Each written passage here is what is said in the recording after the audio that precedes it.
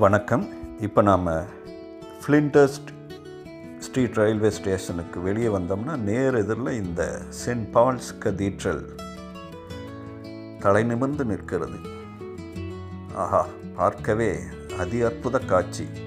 வானுயர்ந்த கோபுரங்கள், மிக அற்புதமாக வடிவமைக்கப்பட்ட வேலைப்பாடுகள் கூடிய ஆலயம் இது.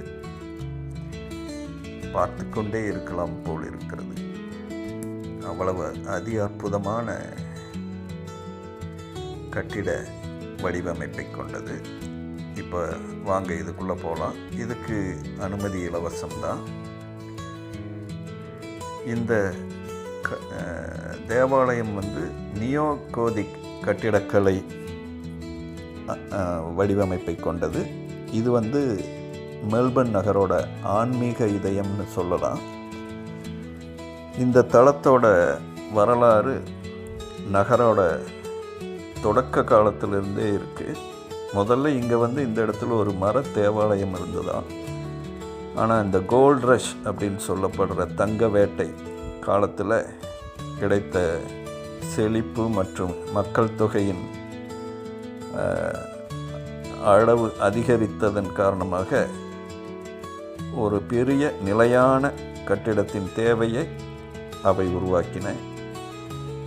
இன்றைய தேவாலயத்தின் அடிக்கல் 1880 நாட்டப்பட்டது. இங்கு முதல் வழிபாடு 1891 நடந்ததுன்னு சொல்கிறாங்க. இதோட கட்டுமானம் பார்த்திங்கன்னா பல சவால்களை எதிர்கொண்டதாம். கட்டும்போது பொருளாதார மந்தம் மற்றும் 2ஆம் உலகப் போர் காரணமாக இது பல தலைமுறைகளாக நீண்டதான். அதன் மிக உயரமான கோபுரம் 96 மீட்டர் உயரம். 1933 வரை அது முழுமையாக கட்டப்படவில்லை.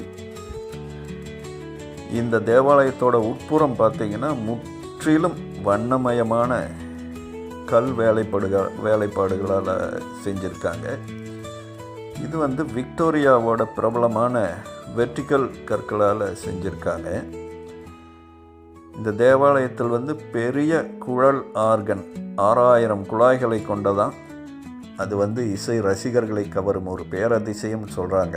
ஆனால் நம்ம போனப்போ அதை என்னால் பார்க்க முடியல. தவிர ஒரு சுவாரஸ்யமான உண்மை என்னென்னா, இந்த தேவாலயத்தோட முக்கிய கதவுகள் புகழ்பெற்ற இங்கிலாந்து கவிஞர் ஜான் மில்டனின் பேரழிவு என்ற காவியத்திலிருந்து சித்தரிக்கப்பட்ட காட்சியை கொண்டுள்ளன. இது இந்த மெல்பர்ன் நகரோட பாரம்பரிய கட்டடம் என்பதோட இது நகரோட மையத்தில் இருக்கிற ஒரு மிக அமைதியான இடம்னு சொல்லலாம். இந்த தேவாலயத்துக்குள்ளே நுழைந்து நம்ம பிரார்த்திப்பதற்கு அமர்ந்தால் நம் மனம் முழுவதும் ஒரு விதமான அமைதி சூழ்கிறது என்பதை உணர முடிகிறது. இதன் வேலைப்பாடுகள், சிற்ப வேலைப்பாடுகள் எல்லாம் நேரில் பார்க்குறப்ப அதிசயித்து போக வேண்டிய விஷயங்கள். அற்புதமான ஆலயம். மெல்பர்ன் நகருக்கு நீங்கள் செல்லும்போது கண்டிப்பாக இந்த இடத்தை பார்க்க தவறாதீங்க. நன்றி, வணக்கம்.